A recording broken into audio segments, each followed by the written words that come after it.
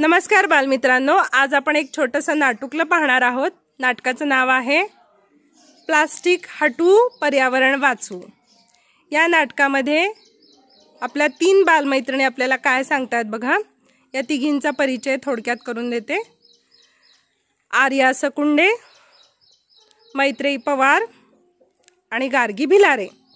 हां, पाहूया तर काय म्हणतात ह्या मैत्रिणी। आपल्या आजूबाजूला पाहिले तर काय दिसते? प्लास्टिकच्या बाटल्या, पिशव्या, कागद, त्यामध्ये सर्वात जास्त प्रमाण चॉकलेट आणि इतर खाद्यपदार्थांच्या कागदाचे दिसते। यावर काहीतरी उपाय केला पाहिजे। काय करूया बरं? या पर्यावरणाचं सगळ्यात जास्त प्रदूषण प्लास्टिकच्या कचऱ्यामुळे होते असं मला तरी वाटतं। मी तर म्हणते या प्लास्टिकच्या भस्मासुराला पळूनच लावलं पाहिजे। त्यासाठी आपण आपल्यापासूनच सुरुवात केली पाहिजे। पहिल्यांदा ओला व कोरडा कचरा वेगवेगळा करू। प्लास्टिकच्या पिशवीऐवजी कापडी पिशवी वापरूया। स्टीलचे भांडी वापरूया।